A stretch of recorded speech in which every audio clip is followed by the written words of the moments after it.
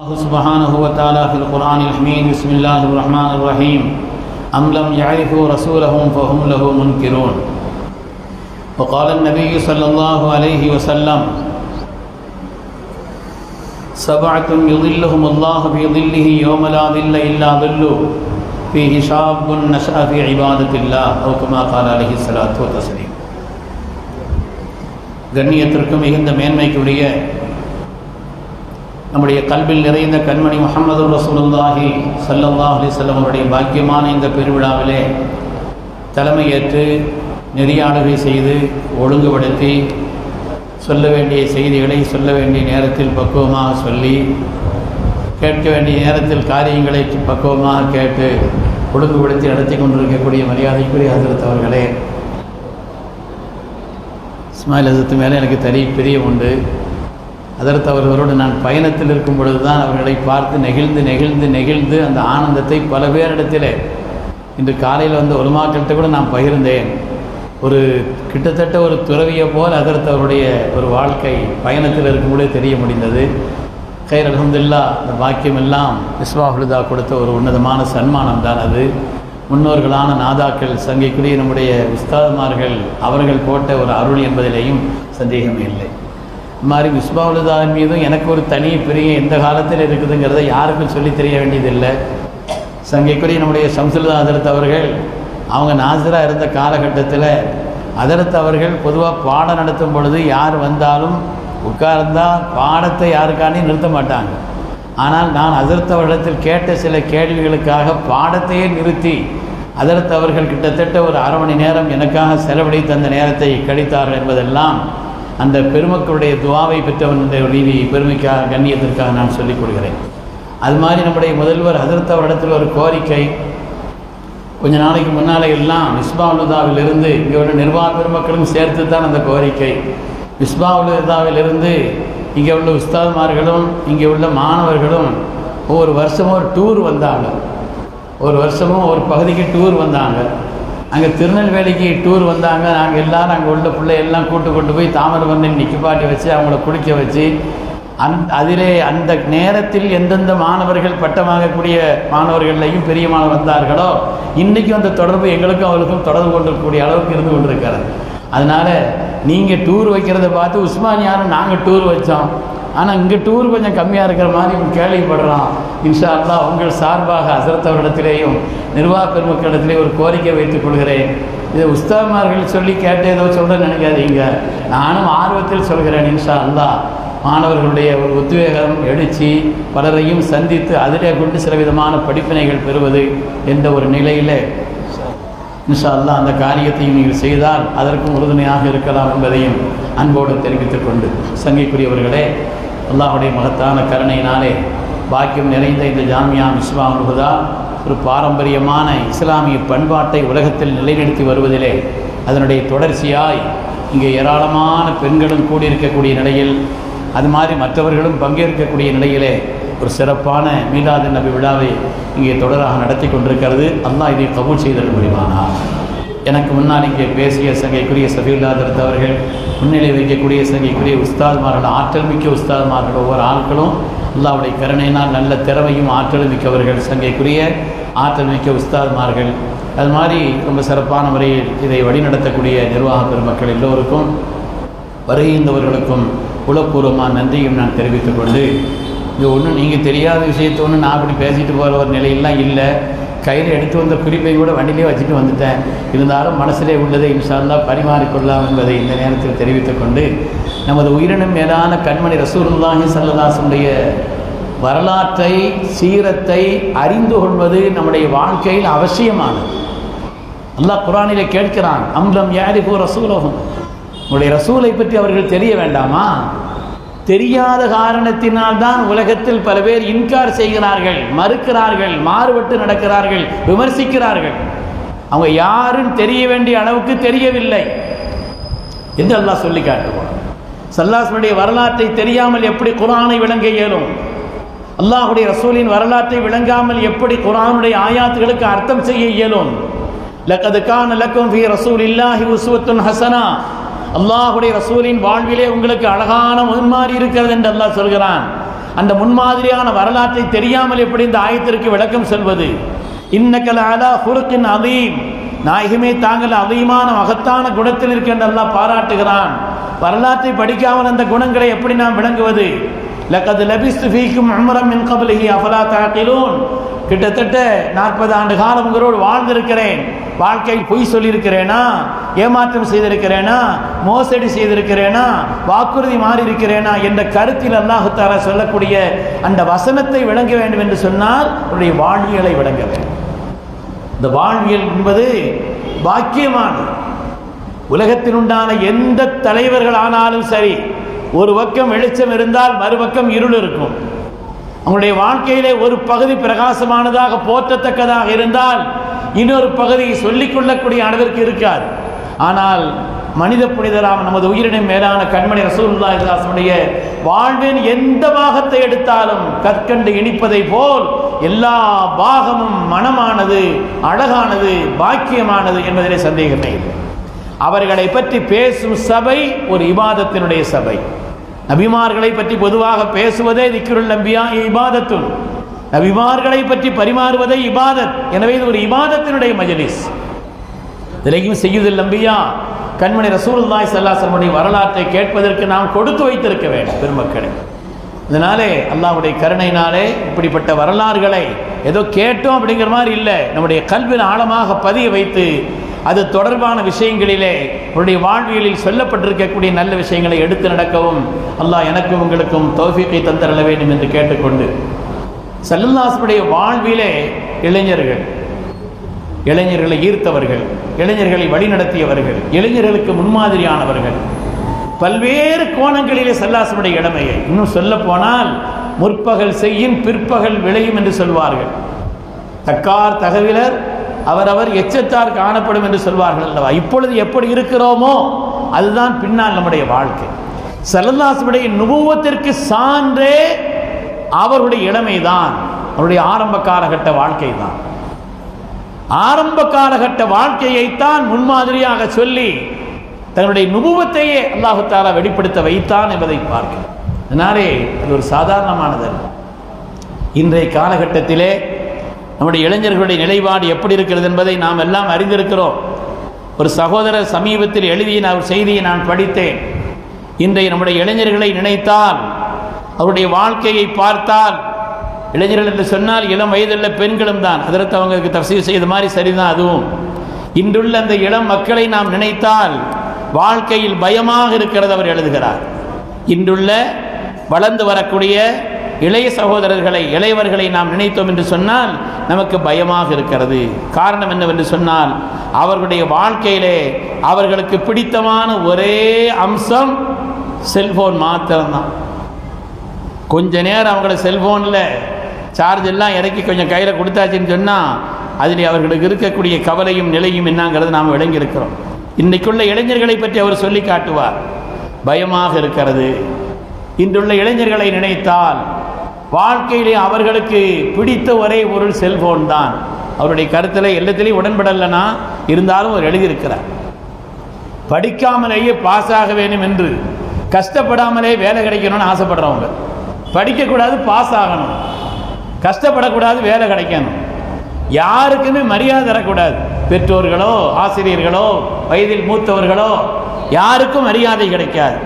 தனக்கு தெரியாத விஷயம் எதுவும் இல்லைங்கிற ஒரு எண்ணம், தனக்கு தெரியாத விஷயம் எதுவும் இல்லை என்ற ஒரு எண்ணம், சினிமா, கிரிக்கெட், செல்போன், இதுதான் அவங்களுடைய மொத்த உலகமே. அவருடைய உலகமே இவைகள் தான். அவர்களுக்கெல்லாம் முன்னோர்கள் ஒரு புழு பூச்சி மாதிரி. வாழ்க்கையிலே வரலாறோ பண்பாடோ கலைகளோ இலக்கியமோ ஏன் அரசியல் குறித்த விழிப்புணர்வோ புரிதல் கூட இல்லாத ஒரு இளைய சமுதாயம். ஒரு பேங்க் செலானை கூட ஒழுங்காக நிரப்ப முடியாது அவங்களால. அப்படிப்பட்ட ஒரு நிலை. ஒவ்வொரு நாளும் ஒரு வரி கூட வாசிக்கிறது இல்லை. எழுதியிருக்கிறார், ஒரு புதிய விஷயத்தை, ஒரு புதிய காரியத்தை தெரிந்து கொள்வதற்காக ஒரு வரி கூட வாசிப்பதில்லை. தப்பில்லாமல் தமிழோ ஆங்கிலமோ பேசவும் தெரியாது, எழுதவும் தெரியாது. ஒரு விஷயத்தை கோர்வையாக சொல்ல தெரியாது. அருமையானவர்களே, வீதியில் நின்று எதை குடிச்சுக்கிட்டு இருந்தாலும் சரி, வீதியில் நின்று செல்போன் எடுப்பது தான், செல்ஃபி எடுப்பது தான் அவர்களுடைய காரியங்கள். தொடர்ந்து செல்ஃபி எடுத்துக்கிட்டே இருக்கணும். கெட்ட வார்த்தைகள் பேசினாலே கெட்ட வார்த்தைகளை பேசுவது, எதிலேயுமே நிலை கொள்ளாத ஒரு மனோநிலை, அலைவாயும் மனம். ஜட்டி தெரிகிற அளவுக்கு பேண்டை போட்டுக்கிட்டு, ஒரு ஆடையினுடைய ஒரு கலாச்சாரம் கூட, காண்டாமிருக மாதிரி முடிய வச்சுக்கிட்டு, நிலைப்பாடு, எவரையும் நேரடியாக கண்களை பார்த்து பேச முடியாத அளவிற்கு வினோதமான ஒரு வெறித்தனமான ஒரு வாழ்க்கை. இதனுடைய அபாயத்தை சமூகம் இன்னும் உணரவில்லை. நிறைய எழுதுகிறார், நிறைய எழுதி கொண்டே இருக்கிறார். இன்றைய காலகட்டத்தினுடைய இந்த நிலை, அருமையானவர்களே, பொதுவாக மரியாதைக்குரிய எஸ்ஆர்எஸ் ஹதரத் பெருந்தகை அவர்களுடைய உரையை நான் அடிக்கடி கேட்டிருக்கிறேன். ஹதரத் அவங்க சொல்லுவாங்க, கூட்டத்தில் அரசியல்வாதிகள் கூட்டத்தில் என்ன, நாம் பேசுவோம், இருக்கிற ஆட்கள்லாம் கை தட்டிட்டு போயிடுவாங்க, மூணாவது ஆளை தாக்கி பேசுவாங்க, ஜோராக கை தட்டிடுவாங்க. நம்ம கூட்டம் அப்படி கூட்டம் இல்லை. நம்ம கூட்டம் இருக்கிறவங்க பேசுகிறவங்க உங்களை ஏதாவது குறை சொல்லுவாங்க, பேசுகிறவங்களுக்கு ஏதாவது குறை இருந்தால் நீங்கள் அவங்கள்ட்ட சொல்லி காமிப்பீங்க. குறையை பேசுவது என்பது நாம் குறைந்து போவதற்காக அல்ல, வாழ்க்கையில் நிறைவை பெறுவதற்காக, வாழ்க்கையில் உயர்வு அடைவதற்காக. அந்த நிலையிலே பொதுவாக இஸ்லாமிய கூட்டங்கள்னா அதில் விமர்சனங்களும் இப்படிப்பட்ட ஒரு நிலைகளும் தான் இருக்கும் என்று சொல்லி காட்டுவார். கண்ணியமான அருமையான பெருமக்களே, ஆற்றல் மிக்க இளைஞர்களும் இன்றைய காலகட்டத்தில் இருக்கிறார், இல்லை என்று சொல்லவில்லை. எத்தனையோ ஆற்றல் மிக்கவர்கள் எனக்கு தெரியும். சில வரலாறுகள், எங்கள் ஊரில் எனக்கு தெரிஞ்ச ஒரு ஆள், அவங்களுடைய வீட்டில் அவங்களுடைய தாய் கடுமையான இந்த விறகுகளை கொண்டு ஏற்படுத்தக்கூடிய இட்லியை சுட்டு இடியப்பம் சுட்டு அப்படி வாழ்க்கை கழித்தவர்கள் தன்னுடைய தாயை ஒரு பெரிய பொருளாதாரத்தினுடைய வலிமை மிகுந்த ஒரு கம்பெனிக்கு உங்களுடைய தாயை பொறுப்பாளியாக ஆக்கிற அளவுக்குள்ள அந்த இளைஞர்கள் வளர்ந்தவர்கள் இருக்கிறார். குடும்பத்தில் பொறுப்பான இளைஞர்களும் இருக்கிறார்கள். அன்றைய காலகட்டத்தில் நமக்கு இருந்த ஒரே அபாயமே தியேட்டர் மட்டும்தான், சினிமா பார்க்குற ஐட்டம் மட்டும்தான். அன்னைக்கு இருந்த சோதனை. இன்னைக்கு இளைஞர்களுக்கு அப்படி சோதனை இல்லை. எல்லா வகையிலையும் சோதனை, பல வகையிலும் சோதனை. பாவங்களை அடித்து அவர்கள் செய்வதற்குண்டான எல்லா விதமான வழிகளும் இலகுவாக இருக்கக்கூடிய ஒரு நிலை, எல்லா விதமான நிலை. கையில் ஒரு ஃபோன் இருந்தால் போதும், துன்யாவையும் மொத்த கையில் இருக்கிற மாதிரி. பாவங்களை செய்வதற்குண்டான அவ்வளவு வழிகளும் பழைய காலத்திலாம் அந்த நிலைகள்லாம் இல்லை. ஆனால் இன்று அப்படிப்பட்ட ஒரு நிலையிலே இருந்தும் கூட பக்குவமான கண்ணியமான நிலையிலே வாழக்கூடிய, குடும்ப பொறுப்பை ஏற்று சுமக்கக்கூடிய, குடும்பத்தினுடைய கஷ்டங்களை தாங்கிக் கொள்ளக்கூடிய, தன்னுடைய குடும்பத்திலே உள்ள வயது வந்த தன்னுடைய சகோதரிகளுக்கு மனமுடித்துக் கொடுப்பதற்காக வேண்டி தன்னுடைய வாழ்க்கையை சிக்கனமாக ஆக்கிக் கொண்டு பொருளாதாரத்தை சேமித்து பிள்ளைகளுடைய வாழ்க்கையை சிறப்பான முறையில் சகோதரிகளுடைய வாழ்க்கையை ஏற்படுத்தி கொடுப்பதற்காக உழைக்கக்கூடிய எத்தனையோ நல்ல இளைஞர்கள் இருக்கிறார், இல்லை என்று சொல்லவில்லை. பேணுதலான வாழ்க்கைக்கு சொந்தக்காரர்கள், மனோ இச்சைக்கு அடிமைப்படாமல் பேணுதலான வாழ்க்கைக்கு சொந்தக்கார பிள்ளைகள் எவ்வளவு நல்ல இளைஞர்கள் இருக்கிறார். நமக்கு முன்மாதிரியானவர்கள், நமக்கு வழிகாட்டக்கூடிய நிலையில் இருக்கக்கூடியவர்கள் அப்படியும் இருக்கிறார். அருமையானவர்களே, அதனாலே வாழ்க்கையில் அந்த பருவம்ங்கிறது முக்கியமான பருவம். இளமை என்பது ஒரு அமானிதம். இளமை என்பது ஒரு மனிதனுக்கு கிடைக்கக்கூடிய நல் வாய்ப்பு. அதை பயன்படுத்தினோம் என்று சொன்னால், நல்லபடியான முறையில் அந்த இளமையை பயன்படுத்தணும்னு சொன்னால் எதிர்காலம் பிரகாசமாக இருக்கின்றதில் எந்த விதமான சந்தேகம். எதிர்காலம் எல்லா நிலையிலும் ஒரு இளைஞன் நல்லவனா கெட்டவனான்னு பார்க்கறதுக்கு உண்டான அடையாளம் என்னன்னா, அவனுடைய தனிமை வாழ்க்கை எப்படி இருக்கிறது அதை பார்த்தா போதும். யாரும் இல்லாமல் தனிமையில் இருக்கிறார்.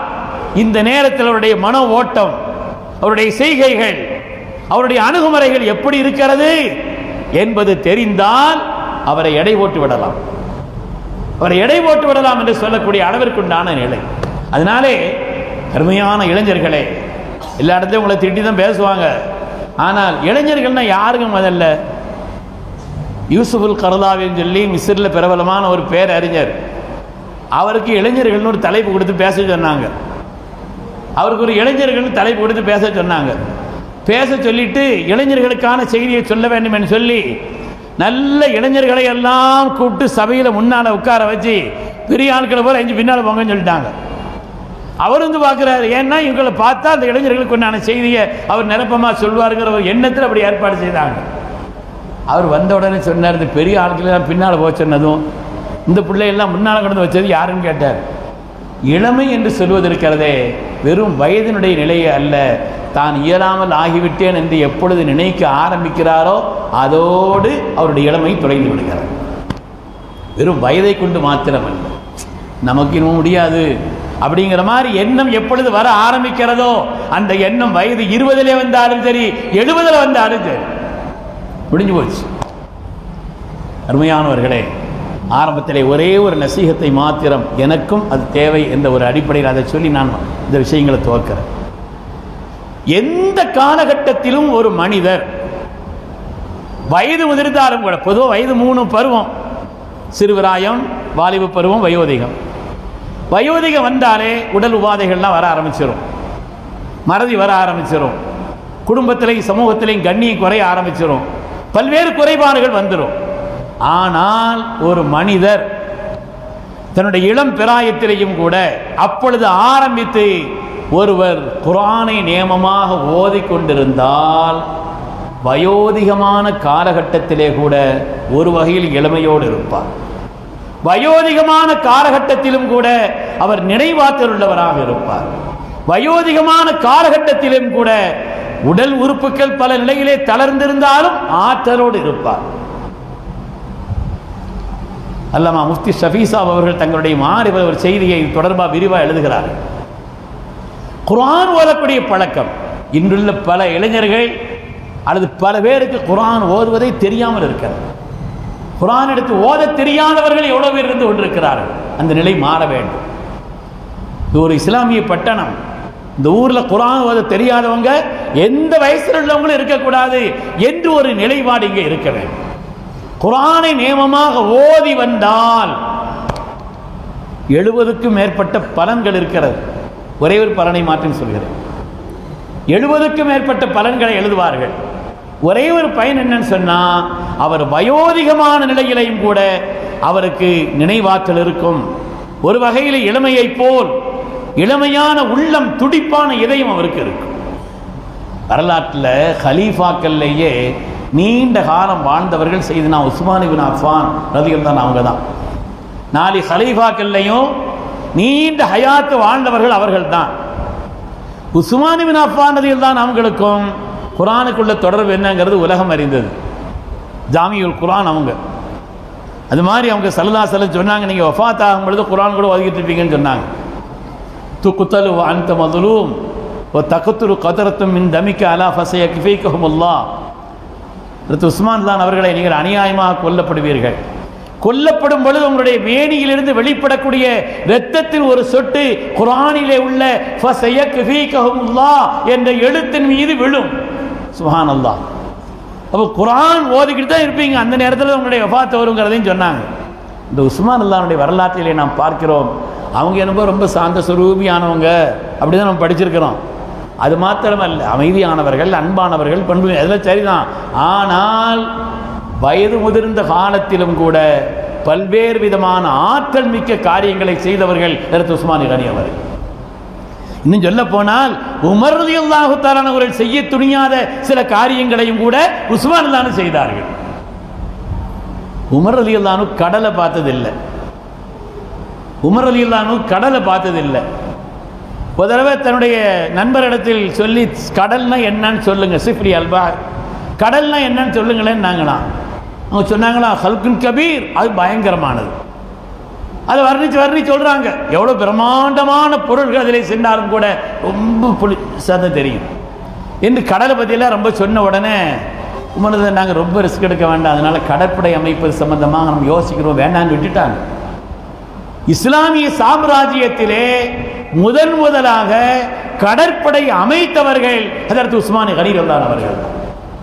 எங்களுடைய 70 வயதுக்கு மேலே அந்த காரியத்தை செய்யும் பொழுது 70 வயதிற்கு மேலே கடற்படை அமைத்தார்கள். அதன் காரணத்தினால் கண்டங்களையும் கடந்து இஸ்லாம் உலகத்தில் பரவுவதற்கு காரணமாக இருந்தது. மஸ்ஜித் நபவியை விரித்தார்கள், மஸ்ஜித் நபவியை அலங்காரப்படுத்தினார்கள். ஆற்றல் மிக்க சாதனைக்குரிய பல காரியங்களை செய்தவர்கள். அதற்கு உஸ்மான் கனி ரலியல்லாஹு அவர்கள் வயது முதிர்ந்த காலத்திலும் கூட அவர்கள் ஆற்றல் மிக்கவர்களாய், ஒரு வகையில் இளைஞரை போல நல்ல ஞாபக சக்தி கொண்டவர்களாய் திட்டங்களை செயல்படுத்துவதில் முன்னோடியா இருந்தாங்கன்னா, சில காரியங்களுக்கான காரணம் வெளிப்படையாக நமக்கு தெரியாது. ஆனால் அதுக்குண்டான காரணங்களில் ஒன்று குர்ஆனுடைய தொடர்பு.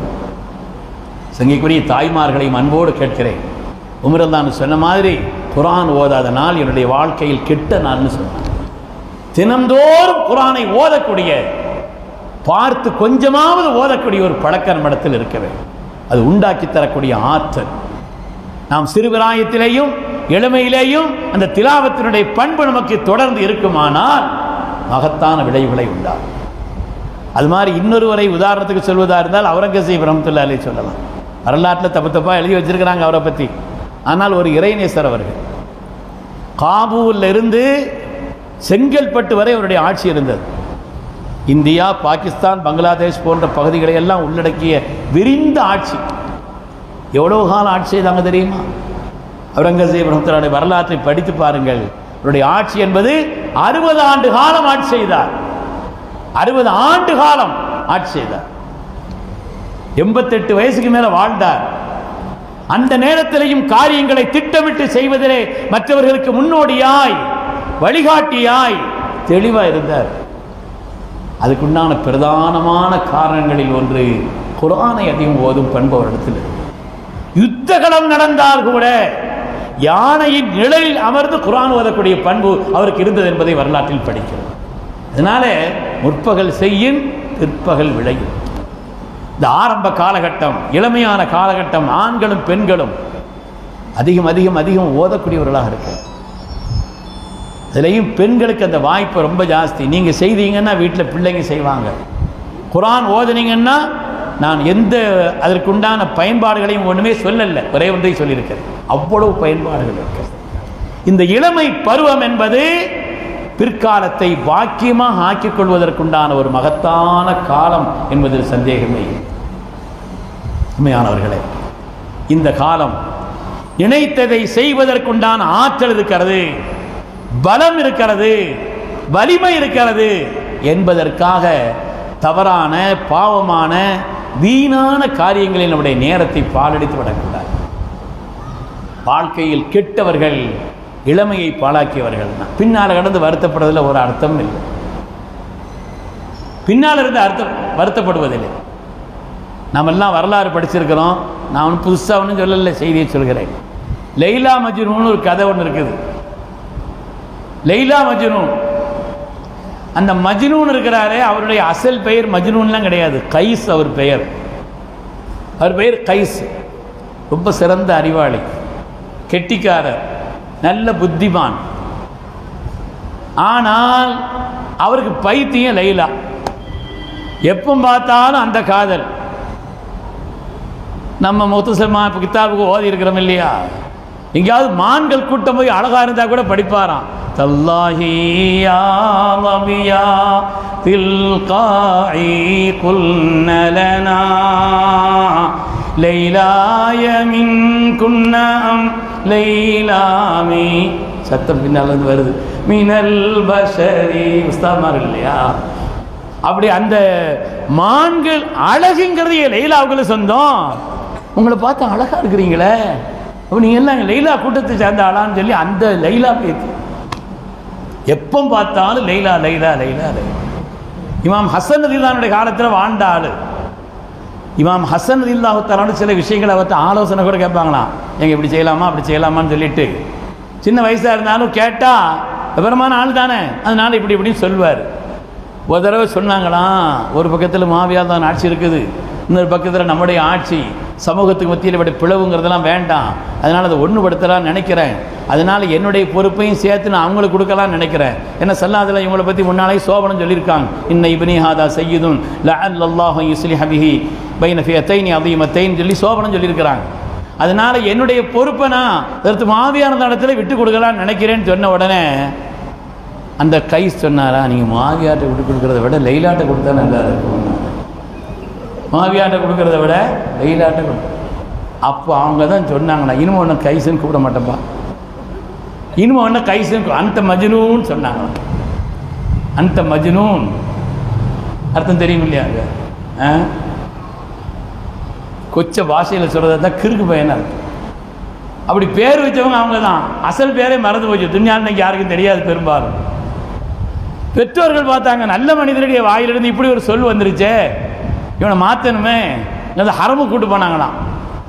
அங்கே பாபுல் காபா முல்தசம் அங்கேயெல்லாம் நின்று துவா செய்ப்பா, இப்படி ஒரு பெரிய மனிதனுடைய வாயிலிருந்து இப்படி சொல் வந்துருச்சு, இனிமேல் நான் எல்லாத்தையும் விட்டு தௌபா செய்கிறேன், நல்லா இருக்கிறேன் அப்படின்னு அல்லா தெரியும் அழுது கெஞ்சுன்னு சொன்ன உடனே அங்கே நின்று அவன் ஒரு பைத்து படித்தான். அங்கே நின்று அவன் சொன்னானா, இலாஹி துபுத்து மின் குல்லில் மஆசி, யா அல்லாஹ் வாழ்க்கையில் ரொம்ப பாவம் செய்திருக்கிற, எல்லாத்தையும் மன்னிச்சிடுறது. இலாஹி துபுத்து மின் குல்லில் மஆசி வலாக்கின் ஹுப்ப லைலா லா தூப். லைலா விஷயத்தை வந்து கொஞ்சம் கண்டுக்கிறாரு. வலாக்கின் ஹுப்ப லைலா லா தூப்னா, அதனால் அந்த பருவம்ங்கிறது இருக்குது, உன்னை பிடிச்சா விடாது. அது எதுவாக இருந்தாலும் சரி, நல்லதோ கெட்டதோ, உன்னை பிடிச்ச அந்த பருவம் நல்ல கவனமாக பிடிக்க வேண்டிய ஒரு காலகட்டம். மனோ இச்சைகளுக்கு அடிமைப்படக்கூடாத, அதுக்குண்டான வாய்ப்பு சந்தர்ப்பம் எல்லாம் நிரம்ப இருக்கும் ஒரு காலம். அதனால் அந்த நேரத்தில் மனோ இச்சைக்கு அடிமைப்படாமல், ஆசைகளுக்கு அடிமைப்பட்டு விடாமல், ஆசையும் மனதில் இருக்கிறது, செய்வதற்கான ஆற்றலும் இருக்கிறது, அதற்கான வாய்ப்பு வெளியில இருக்கிறது. ஹஜ்ரத் யூசுப் அலைஹிஸ்ஸலாமை போல் அந்த நேரத்தில் ஆசைகளை அடக்கி ஆண்டு வாழ்ந்தால் பிற்காலம் பாக்கியமாகும். எங்கள் ஊர் ஆரன் அப்துல் ஹமீத் ஹாஜியார் ஒரு ஆள் இருந்தார். எங்கள் ஊரில் ஆரன் அப்துல் ஹமீத் ஹாஜியார், அவர் எங்கேயுமே ஓத படிக்க ஒன்றும் இல்லை. ஆரன் ஏன்னு சொல்லுவாங்க. இந்த ஆரன் அப்துல் ஹமீத் ஹாஜி சமீபத்தில் தான் வஃபாத்தானார்.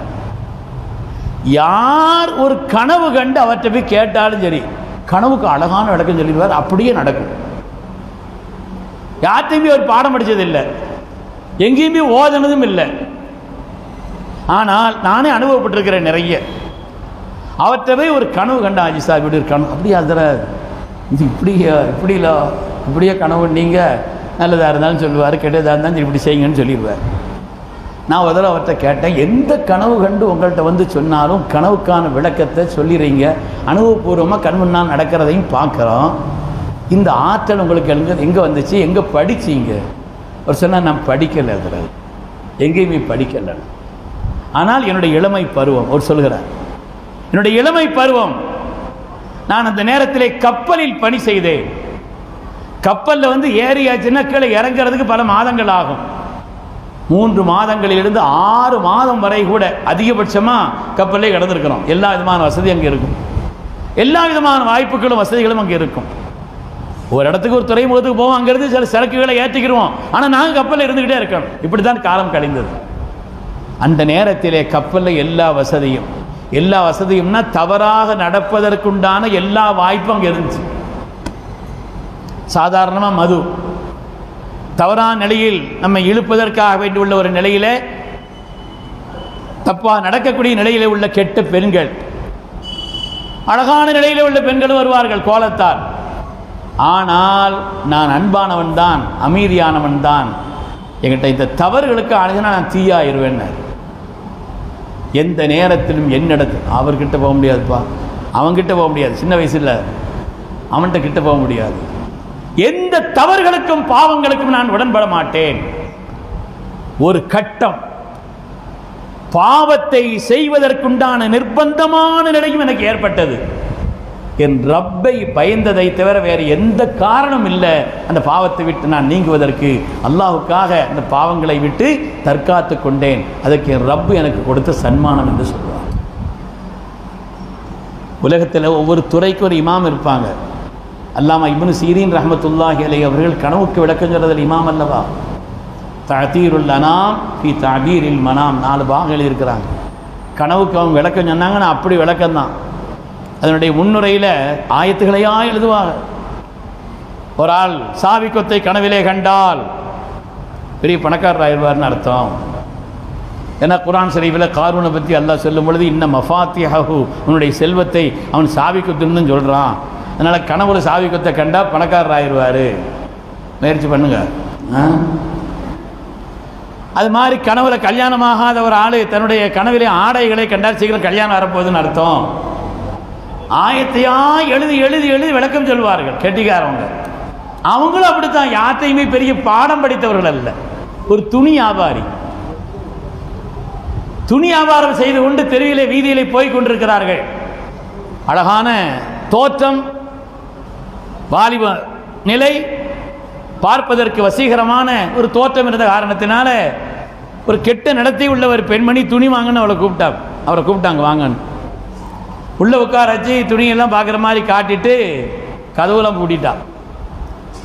கதவெல்லாம் பூட்டிட்டு எனக்கு கட்டுப்படலைன்னு உங்களை கேவலப்படுத்திடுவேன், அதனால் என்னுடைய இச்சைக்கு கட்டுப்பட வேண்டும், என்னுடைய ஆசைக்கு நீ உடன்பட வேண்டும் என்று இப்னு சீரின் ரஹ்மத்துல்லாஹி அந்த நேரத்தில் இளம் வயதுள்ளவர், வாலிபர். ஆனாலும் கூட ஒரு யுக்தி பண்ணாங்க. அவங்க சொன்னாங்க, ஏமா நீனே கதவு பூட்டி கதவெல்லாம் சாத்திட்டு கதவு கட்டுப்பட உனக்கு கட்டுப்படன்னு சொல்கிற, நானும் சொந்த ஊரில் வெளி ஊர், என்ன நடந்தாலும் ஊருக்கு தெரியாது, அதனால் இதெல்லாம் ஒரு வாய்ப்பு. சரி, ஆனால் எனக்கு அவசரமாக கொஞ்சம் பாத்ரூமுக்கு போக வேண்டியிருக்கு, நான் ரெஸ்ட் ரூமுக்கு அவசரமாக போக வேண்டியிருக்கு, அதை அடக்கிட்டு நான் ஒன்றும் செய்ய முடியாது. சரி போயிட்டு வாங்கன்னு சொல்லி ரெஸ்ட் ரூமுக்குள்ளே அனுப்பிச்சாச்சுன்னா அங்கே போய் அங்கிருந்த மலத்தை, நாற்றம் எடுக்கக்கூடிய அந்த மலத்தை உடம்புல பூரா தடவிட்டு அங்கேருந்து வர்றாங்க. நாற்றம் அடிக்கிறது, பக்கத்தில் வர முடியல, கதவு திறந்துட்டு இங்கே வெளியில் வர்றதுக்கு அதான் காரணமாக இருந்துச்சு, பாவத்தை விட்டு தப்பிப்பதற்கு. அந்த இரவில் தான் சையதுனா யூசுப் அலைஹிஸ்ஸலாமை கனவிலே கண்டு சோபனம் சொல்லப்பட்டார்கள். அல்லாஹ் தஆலா அவங்களுக்கு கனவுக்கான இமாமை விளக்கம் சொல்வதில் இமாமாக ஆக்கியிருக்கிறான். இளமையிலே ஒழுக்கமாய் கற்பை பேணி வாழ்ந்தால், ஆசைகளை அடக்கி வாழ்ந்தால், மனோ இச்சைகளுக்கு கட்டுப்படாமல் வாழ்ந்தால் அவருடைய எதிர்காலம் பாக்கியமாக இருக்கும் என்பதிலே எந்த விதமான சந்தேகம். எதிர்காலம் பாக்கியமாக இருக்கும். எவ்வளோ சோபனங்கள், ஒரு மனோ இச்சையை தரக்கூடிய ஒரு பார்வை, கண் பார்க்க சொல்கிறது, பார்ப்பதற்கான காட்சி வெளியில் இருக்கிறது. அல்லாஹுவை பயந்து அந்த பார்வையில் தாழ்த்தி கொண்டால் அல்லாஹு தஆலா அவருக்கு கண்குளிர்ச்சியான பல காரியங்களையும் பாவமில்லாத வாழ்க்கைக்கான ஒரு நிலையையும் ரப்பு ஏற்படுத்துவான் என்ற ஹதீஸில் இருக்கு. அதனால் அந்த இளமை பருவம்ங்கிறது ஒரு சந்தர்ப்பம், ஒரு மகத்தான வாய்ப்பு. உலகத்தில் ஆசைக்கு அடிமைப்பட்டவர்கள் தான் அழிந்து போயிருக்கிறார்கள்.